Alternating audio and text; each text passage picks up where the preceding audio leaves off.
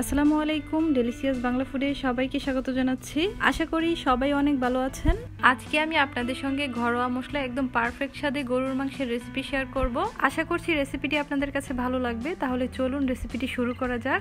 সবার প্রথমে আমি গরুর মাংসের রেসিপিটা রান্না করে নিব। তার জন্য এখানে আমি 1 কেজিরও বেশি গরুর মাংস হাড় চর্বি সহ নিয়েছি। আর দেখতেই পাচ্ছেন গরুর মাংসগুলোকে ধুয়ে একদম পানি জড়িয়ে নিয়েছি। মাংসটাকে আমি হাতে মাখিয়ে রান্না করব। তার জন্য এখানে আমি 3 টুকরো দারচিনি দিয়ে দিচ্ছি, 5-6টার মতো দিয়ে দিচ্ছি এলাচ, এলাচের মুখটা একটু ফাটিয়ে দিয়েছি।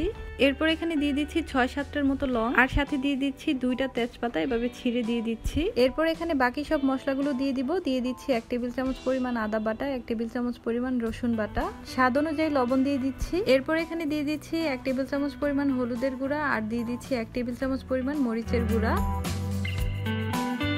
এরপর এখানে 1/2 টেবিল চামচ করে দিয়ে দিচ্ছি ধনিয়ার গুঁড়া আর জিরার গুঁড়া। এরপর এখানে দিয়ে দিচ্ছি 1 টেবিল চামচ পরিমাণ গরম মশলার গুঁড়া। এটা বাজার থেকে কিনে আনা গরম মশলার গুঁড়া, এখানে জয়ফল জয়ত্রীও আছে, তাই আলাদা করে আর দিলাম না। এরপর এখানে আমি 3-4টা পেঁয়াজ কুচি দিয়ে দিচ্ছি। পেঁয়াজটাকে হাত দিয়ে এভাবে একটু ভেঙে দিয়ে দিচ্ছি। মাংস বোনায় পেঁয়াজটা একটু বেশি দিলেই খেতে বেশি ভালো লাগে। এরপর এখানে 2 টেবিল চামচের মতো সয়াবিন তেল দিয়ে দিচ্ছি। যেহেতু মাংসটা মাখিয়ে রান্না করব, তাই তেলটা দিলে মাংসের গায়ে গায়ে মশলাগুলো লাগতে পারে। আর গরু, খাসি এই ধরনের মাংসগুলো হাতে মাখিয়ে রান্না করলেই কিন্তু বেশি স্বাদ হয়। তো এবার আমি দেখতেই পাচ্ছেন মাংসগুলোকে মশলার সঙ্গে খুব ভালো করে মাখিয়ে নিচ্ছি। আজকের মাংস রান্নাটা আমি সয়াবিন তেল দিয়ে করছি, তবে কেউ চাইলে কিন্তু সরিষার তেল দিয়েও করতে পারবেন।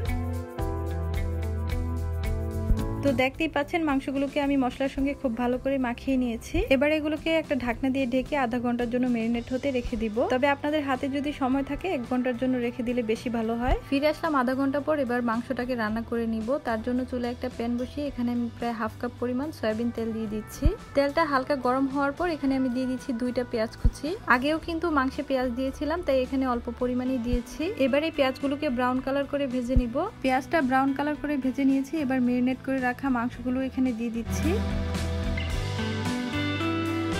এবার সবকিছু একটু নেড়েচেড়ে মিশিয়ে নিব। সবকিছু একটু নেড়েচেড়ে মিশিয়ে নিয়েছি। এবার এখানে সামান্য পরিমাণে পানি দিয়ে দিয়েছি। যে বোলটাতে মাংস মেখেছিলাম সেই বোলটা দিয়ে সামান্য পানি দিয়ে দিয়েছি। এবার ঢাকনা দিয়ে ডেকে চুলার হাই হিটে 10 মিনিটের মতো রান্নাটা করে নিব। 10 মিনিট পর ঢাকনা তুলে দিয়ে একটু নেড়েচেড়ে দিব। এবার চুলাটা মিডিয়ামে করে দিয়ে ঢাকনা দিয়ে ঢেকে আবারও রান্না করে নিব, ঝোলটা শুকিয়ে তেলটা উপরে ভেসে ওঠা পর্যন্ত।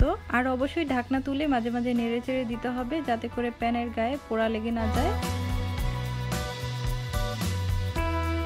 প্রায় 40-50 মিনিট ধরে আমি ঢাকনা দিয়ে ঢেকে মাংসটাকে কষিয়ে নিয়েছি। আর এরই মধ্যে কিন্তু মাংসের পানিটা একদম শুকিয়ে গিয়েছে, তেলটাও কিন্তু উপরে ভেসে উঠেছে। কষাতে কষাতে মাংসটা 80% মতো সিদ্ধ হয়ে গিয়েছে। এবার মাংসটা পুরোপুরি সিদ্ধ করার জন্য এখানে পানি অ্যাড করে দিব।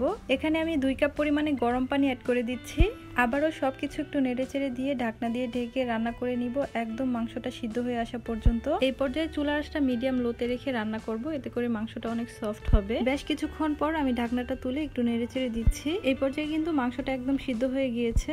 এবার এখানে আরো 1 চা চামচ গরম মশলার গুঁড়া দিয়ে দিব। বেশ সবকিছু একটু নেড়েচেড়ে মিশিয়ে নিয়ে কিছুক্ষণ রান্না করে নিলেই কিন্তু গরুর মাংস রান্না একদম কমপ্লিট। এবার এগুলো আমি চুলা থেকে নামিয়ে নিব।